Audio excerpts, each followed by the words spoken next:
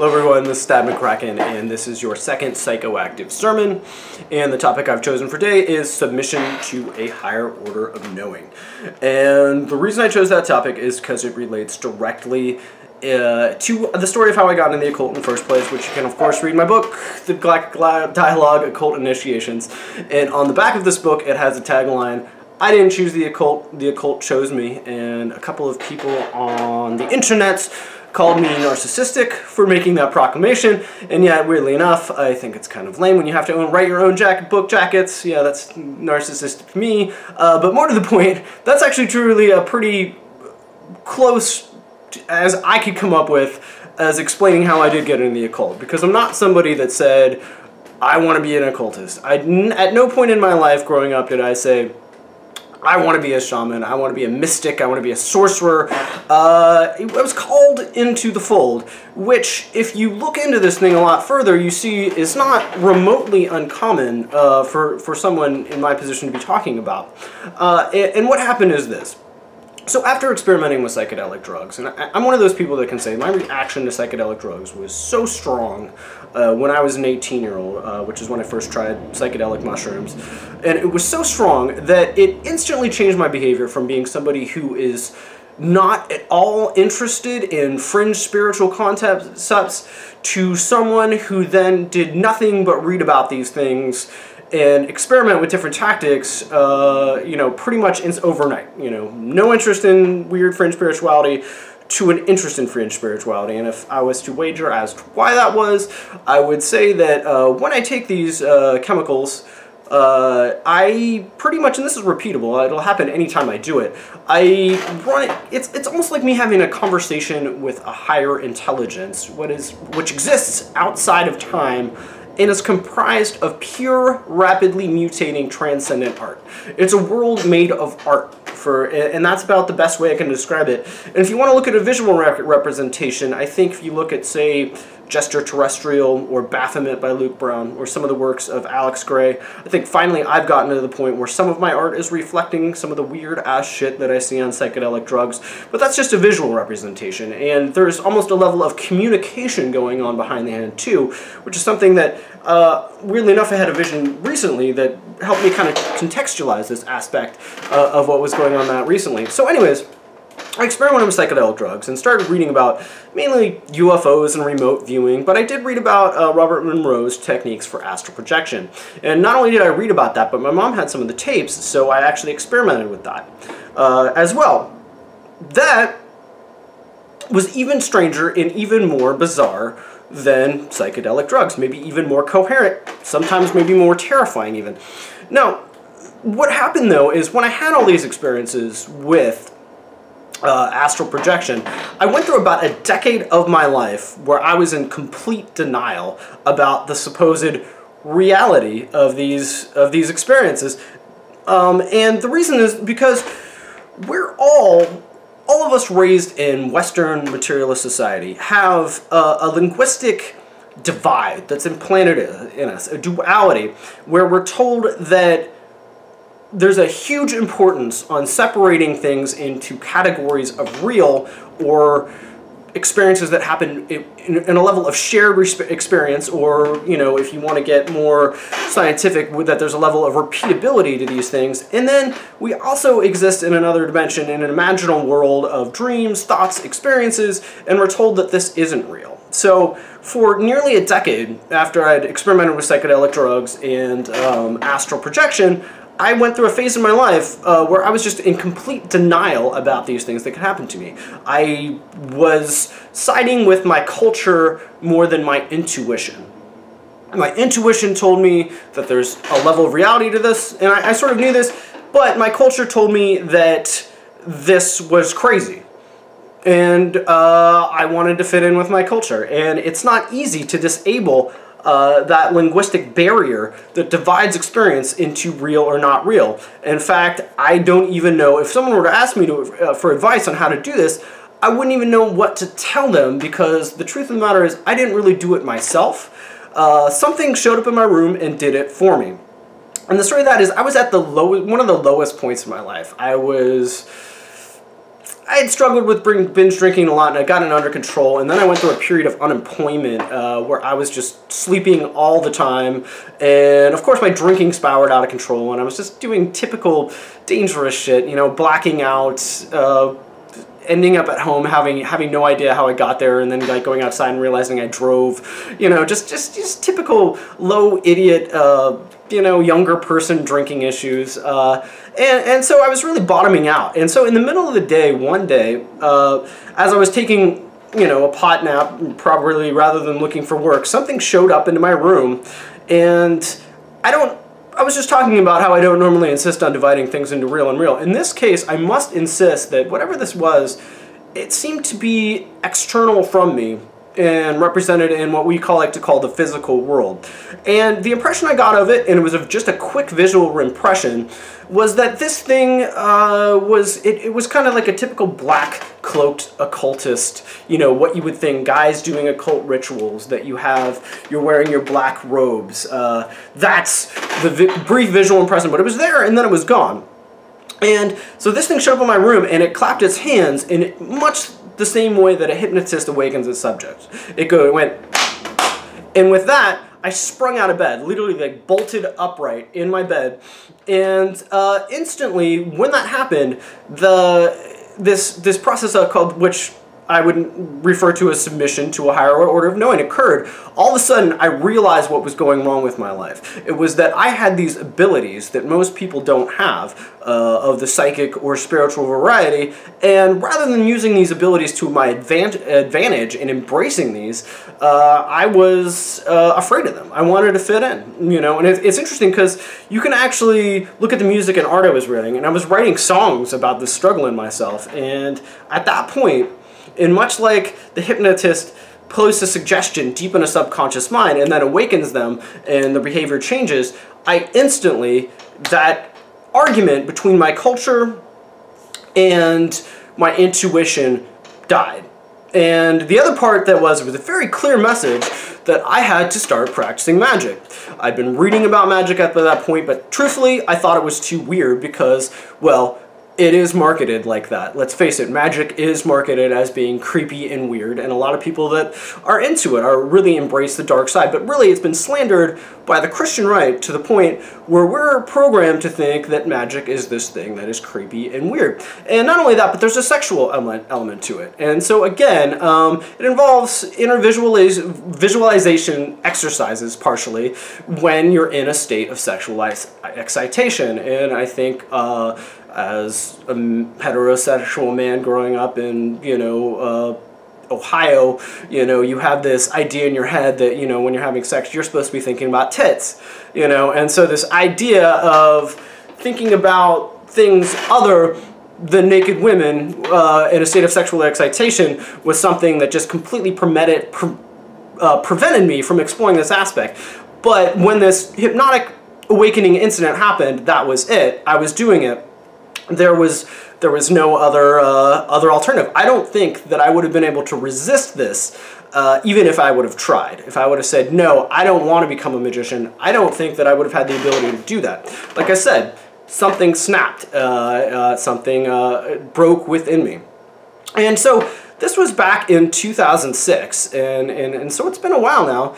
And what's interesting, and something that I've never heard articulated and I must insist that my experience after this, and the more that I've explored this, would suggest to me that if you can't break that part of you that insists on dividing the world into real and not real, you're never going to progress past a certain extent. Like, this is something that has to happen. You have to reject the Western version of that. And if you think this is something that I'm making up, and again, with a lot of things in my psychic life, it might seem like I'm making this stuff up, but as I've heard other occultists and people that have pursued this talk about before, you go and you read and you see, oh, that thing that happened to me has happened to other people. And so I had a fascinating story like that recently. So I have this tattoo on my arm that I got a while ago. Of course I didn't. Right there, and it's a cover of a Carlos Castaneda book, right? That's a cover of the book, A Separate Reality. And I've always just liked the image.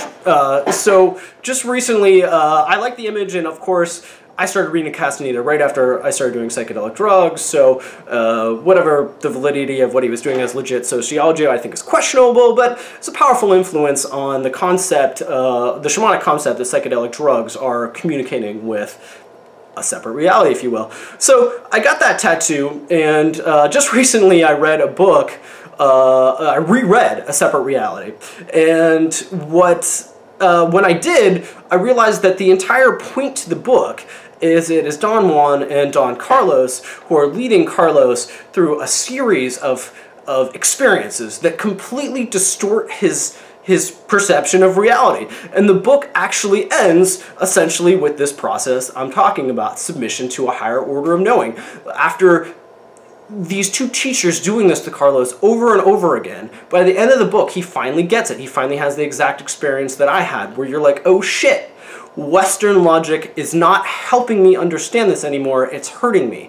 Because you can't understand higher spiritual processes by thinking about them objectively and literally. And one thing that I've never heard a lot of people articulate before about spirituality in general is that anywhere you look, when you get into spiritual development and esoteric practices, or just mainstream spiritual practices, there's always this duality. And we as humans are increasingly programmed to think about things in dualities. There's chaos versus order, structure versus anti-structure. Of course, the classic good and evil, the classic demonic angelic, good and evil, right and wrong, and as I was talking about earlier, the most pernicious of all, real and not real. And let me be one of the first to theorize that one of the more fascinating things as somebody who was raised in a Western material way when I got into this stuff is realizing that the shamanic occult philosophy and the Western materialist philosophy are essentially polar opposite things. And I'm more partial of looking at this from the more Taoist perspective.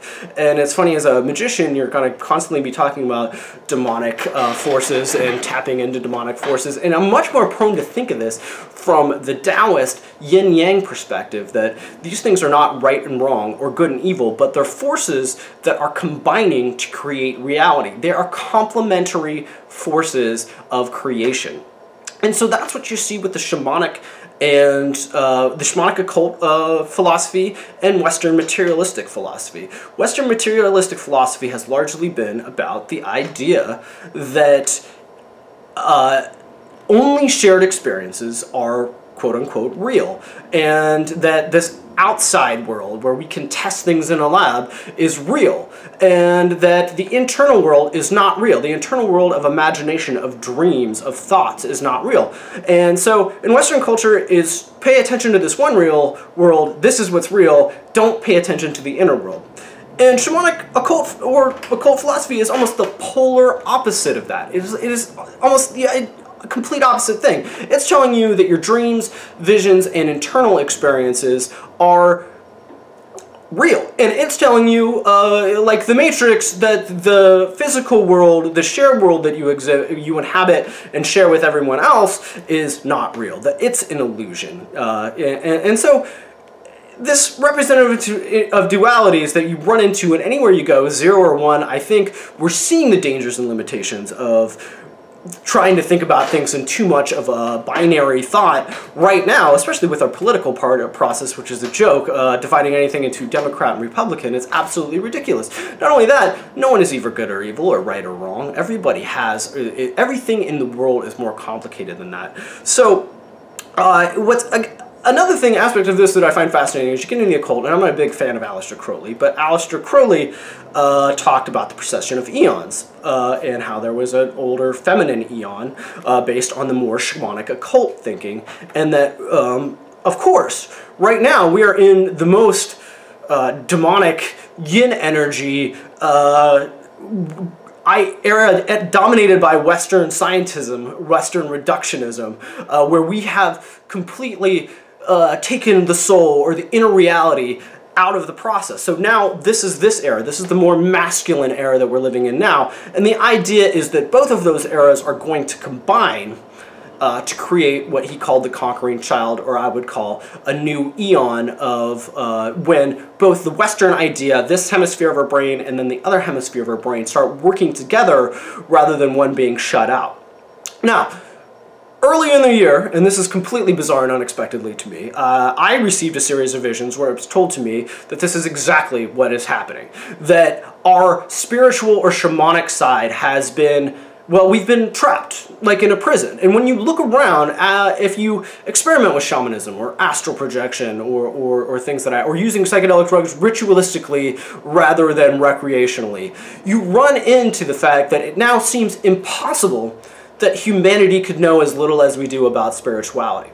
And there is such a prejudice and bias against this in the academics. It's like I said, it seems impossible. The spiritual ignorance of mankind seems conspiratorial.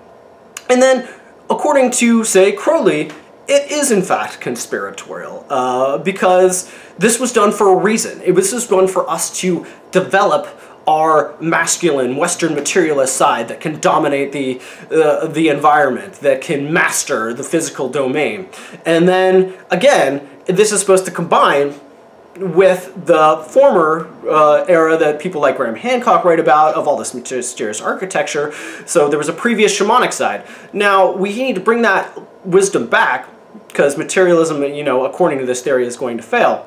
And I'm going to wrap this up here, but I think what's particularly speaking about this, I'm not thinking about this stuff at all until I see a vision that's basically showing me that in the darker reaches of dark mind, there is in fact a barrier which is causing our spiritual ignorance, which is we've been programmed to be this stupid for a reason. There's a reason that we are this spiritually ignorant.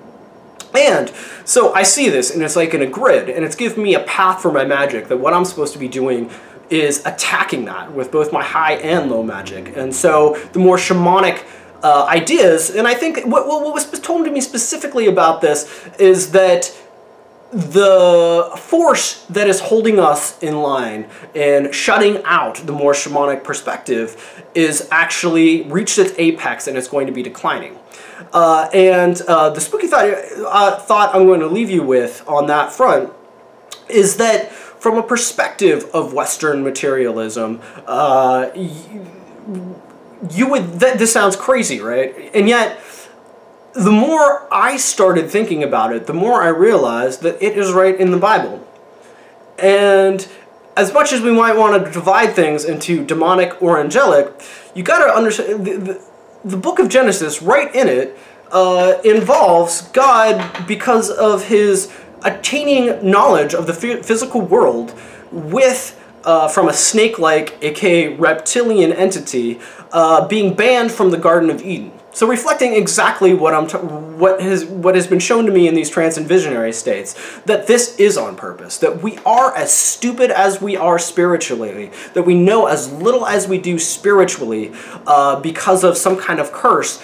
And it wasn't Satan that put that curse on us. It wasn't this demonic creature. It was God. And so until my next psychoactive sermon, I'm going to leave you on that front. Why is it that God would put a curse on humanity if he is a being of pure entity, or of pure evil, I'm sorry, or of pure good? If God was a purely good entity, then why did he cause this great spiritual ignorance of mankind that we're just waking up from right now? So think about it in the interim, and also question anyone that thinks that the universe can be divided into dual thought patterns. Nothing can be divided other than things that human can invade. Nothing about humanity or human thought and human behavior can be divided conveniently into shades of good and wrong, good and evil, right and wrong, or 0 or 1, or real or not real. And with that, I'll talk to you later.